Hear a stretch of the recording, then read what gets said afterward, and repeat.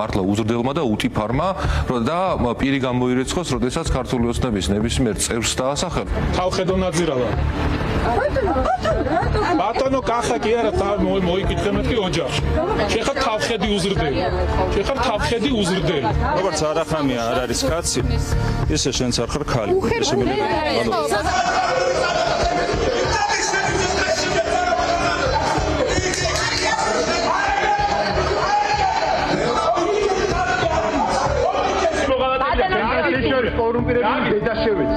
ეს მხოლოდ ძალიან მცირე ნაწილი არის ქართული ოცნების წარმომადგენლების იმ სიძულვილისა და შეურაცხყოფის მიაღვრის, რასაც ისინი ყოველდღიურად აფრთხილებენ იმ ადამიანების მიმართ, ვინც არ ეთანხმება მათ ანტიდასავლურ პოლიტიკას, ვინც მათ აკრიტიკებს, ვინც უბრალოდ კრიტიკულ კითხვებს უსვამს მათ. და ახლა ამ ლექსიკის პატრონები თურმე ქმნიან სამმართველოს, რომლის მიზანიც იქნება საჯარო სივრცეში სიძულვილის ენის შეურაცხმყოფელი კამპანიებისა და აგრესიული კომუნიკაციის სისტემური მონიტორინგი და შესაბამისი სამართლებრივი რეაგირება. შეურაცხმყოფელი ეპითეტები პარლამენტის სხდომებზე, პროპაგანდისტული არხის ეთერებში, ინტერვიუების დროს, ყველას მისამართით განრჩეულად სქესისა და პროფესიისა, შეურაცხყოფისა და ზიზღის ფრქვევა განსაკუთრებით ბოლო წლებში ქართული ოცნების ერთ-ერთი მთავარი ძლიერი მხარეა. ერი მოიწმინდა რო ლაბარაკი. ერი მოიწმინდა სირცხველი.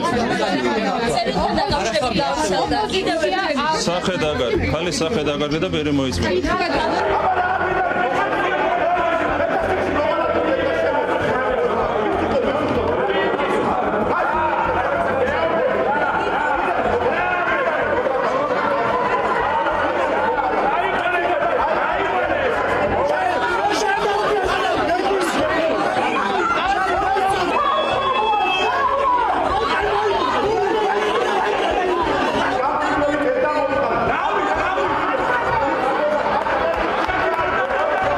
ვინც რუსული საქმე გააკეთა და დღემდე აკეთებს, იმის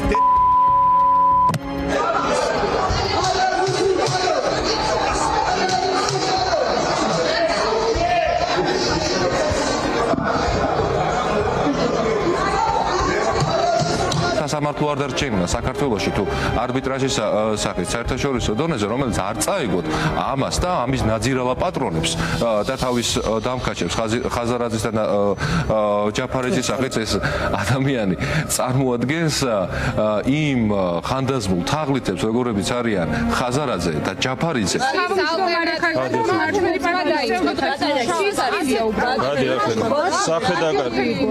სახე დაგარგე, თავი დაგარგე.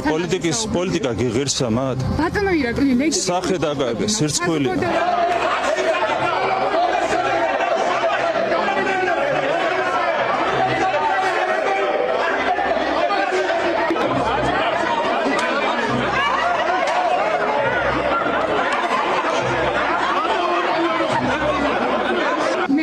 ერი მოიწმინდა, სააკაშვილს გავხარ პირითაც.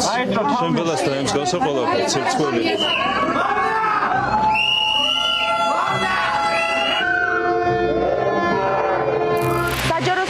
ზიზღისა და შეურაცხყოფის კამპანიების დამკვიდრება სწორედ ქართული ოცნების ხელწერაა. ამისთვის დააფინანსეს და შექმნეს ტროლების ქარხნები, რასაც მაღალჩინოსნები ვერ უმკლავდებიან, იმას დაფინანსებული ტროლ-ბოტები ართმევენ თავს. მათი ერთადერთი მოვალეობა ოცნებისადმი კრიტიკულად განწყობილი ადამიანების ლანძღვა დინებაა სოციალურ ქსელებში.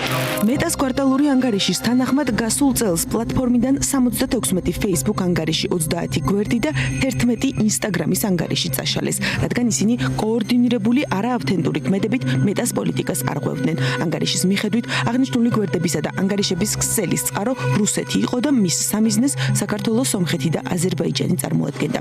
მეტას ცნობით, საქართველოში ეს გვერდები და ანგარიშები ბოლო პერიოდში რუსულ კანონთან დაკავშირებით გამართული დემონსტრაციების საწინააღმდეგო პოსტებს ავრცელებდნენ. მიზანმიმართული კამპანიის ფარგლებში ისინი დემონსტრანტებს აკრიტიკებდნენ და ქართული ოცნების პარტიას უჭერდნენ მხარს. ასე უქცევს ტროლებს ქართული ოცნება ყველას, ვინც მათ საწინააღმდეგო აზრს აფიქსირებს სოციალურ ქსელებში.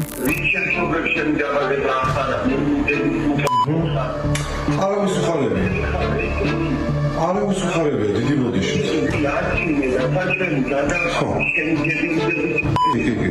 კი ბატონო. აი მეხმეთო, აი ეს დამახვედრეს, აი შეხედე. აი ნახეთ. ჩემი გვარი და სახელი ღმერთო იმიანა. თლიანი რა სხვა ჩიგვერია და გადავიდე. ეს ვინ გააკეთა პროსტა შეხედე აქ რა ხდება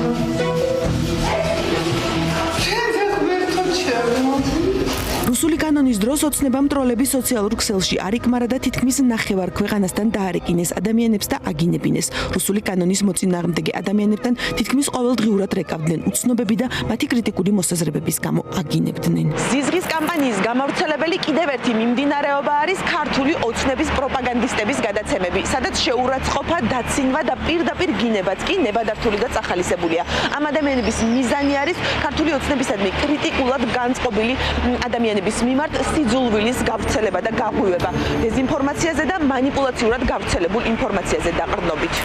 ჩვენ შეიძლება დავიწყოთ გუბოზის შვილის ევანის ვიდეოთი და ჩვენ გვეხება ვისახება ბიჭო ხო გინდა გცემოთ თან მაგრა დაგაფარჩაკოთ აქეთ შეუბრუნა რომ მამალი ხარ თუ დედალიო და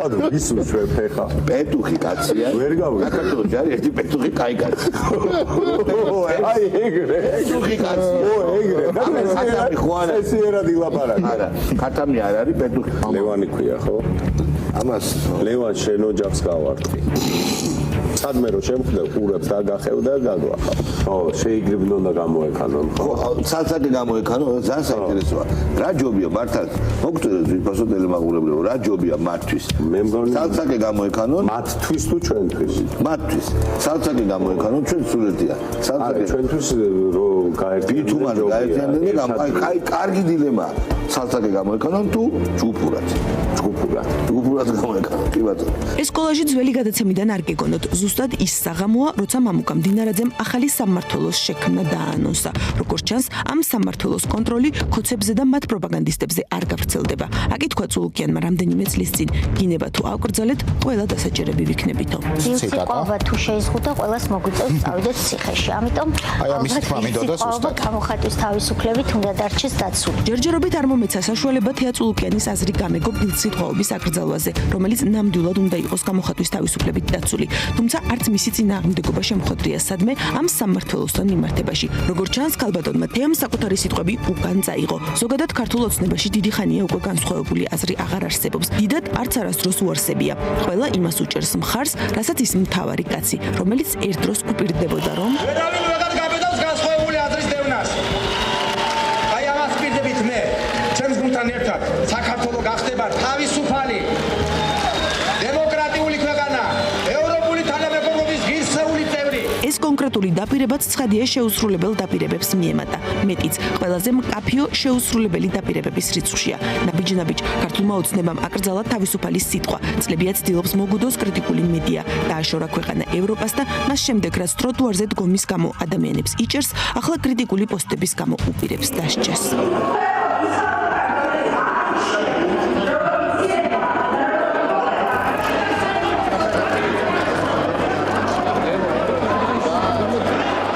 მოუწოდებ ამ ადამიანს მისი გრძელი და ყველგანამყოფიანით ჩემი და ჩემი კომიტეტის სახელის ხელმებისგან თავი შეიკავოს. დიდი მადლობა. შეურაცხყოფისა და ლანძღვის ნიაღვარში ქართული ოცნების წარმომადგენლების დამოკიდებულება ქალების მიმართ მაინც განსაკუთრებულ აღნიშვნას საჭიროებს. ეს ხალხი დარწმუნებული ვარ სუფრაზე ქალის სადღეგრძელოს ყანწით დალევს. ქართლის დედაზე ილაპარაკებს, ქართველობაზე, დედაზე. მერე წავა პარლამენტში და იმას იკადრებს, რასაც კადრულობს.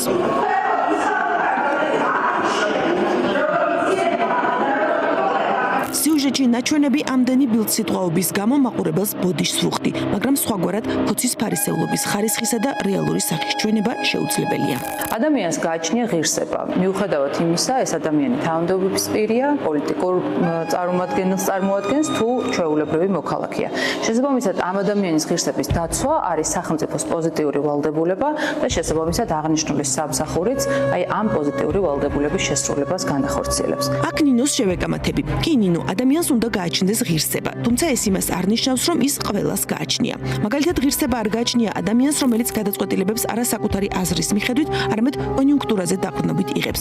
ღირსება არ გააჩნია ადამიანს, რომელიც ქვეყანას ყიდის და ღალატობს პოლიტიკური ინტერესებიდან გამომდინარე. ღირსება არ გააჩნია ადამიანს, რომელიც ხალხის ფულს იპარავს და ამით მდიდრდება. ღირსება არ გააჩნია ადამიანს, რომელიც უდანაშაულო ხალხს ციხისთვის ძირავს. მოკლედ, ბევრი რამე შეიძლება ადამიანის უღირსებობაზე მეტყველებდეს.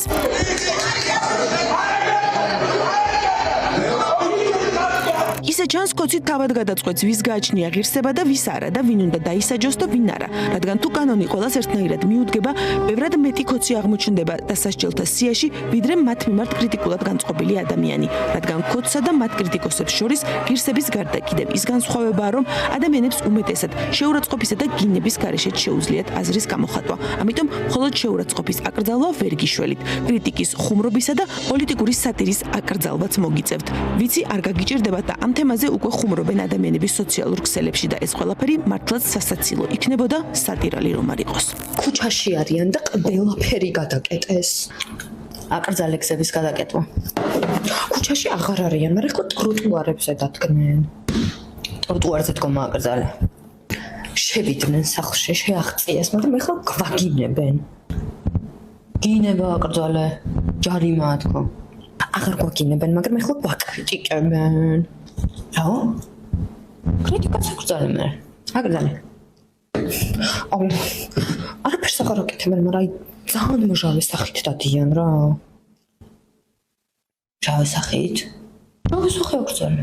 იყო დრო კოცის შეურაცხყოფა ქვეყნის ფარგლებს შიგნით რჩებოდა ხოლმე. ლანძღავდნენ და აგინებდნენ ჟურნალისტებს, ოპოზიციის წარმომადგენლებს, აქტივისტებს, თუმცა ბოლო რამდენიმე წელია საზღვრებს გასცდა და ოკეანეც კი გადაიარა.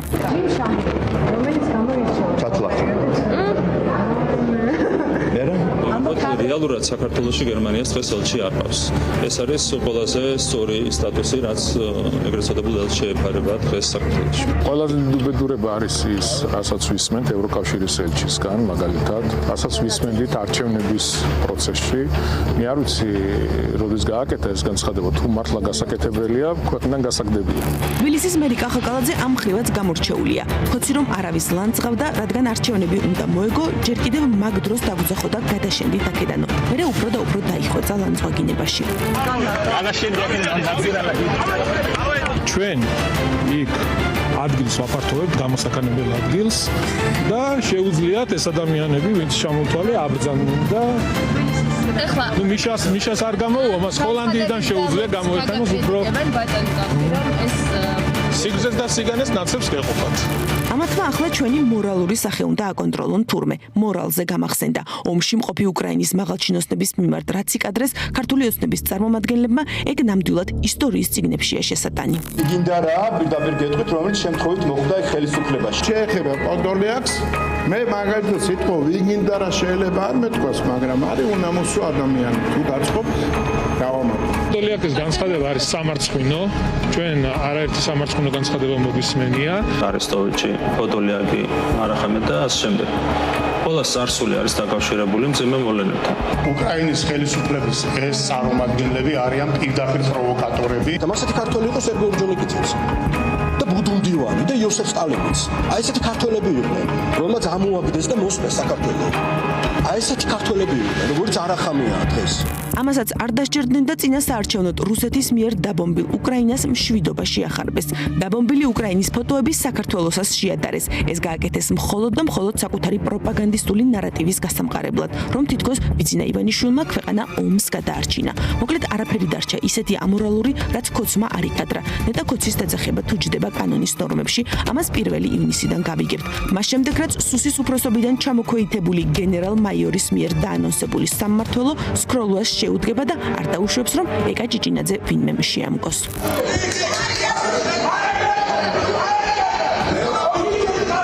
მოკლედ თუ სამმართველო ამუშავდება პირველ რიგში სწორედ ოცნების წარმომადგენლებს, მათ ტროლ ბოტებსა და პროპაგანდისტებს მოუწევთ პასუხისგება. ანუ იმ ხალხს, ვინც ცლებია პოლიტიკური დისკუსია გინებად, შეურაცხყოფად და ზიზღის კამპანიებად აქცია. მაგრამ პრობლემა ზუსტად აქ არის. დაზუსტებით შემიძლია გითხრათ, რომ კოცი საკუთარ თავს და საკუთარ დაფინანსებულ სიძულვილის ნიაღვარს არ შეეხება.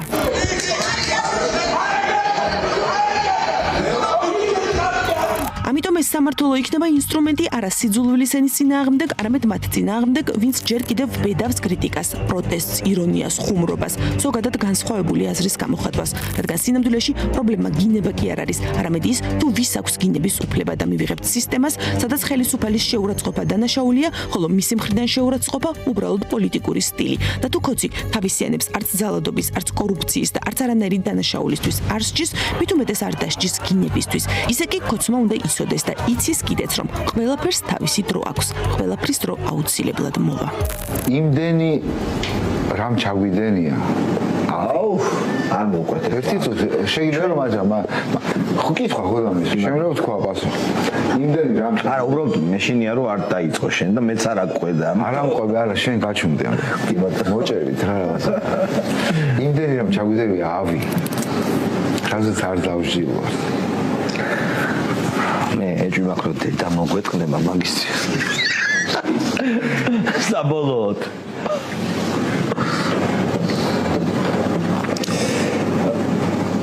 იმდენი რამ ჩაგვიდენია ავი. რაზეც არ დავживვარ. ამ ეტაპზე არ დავживვართ. ჯერჯერობით. ჯერჯერობით.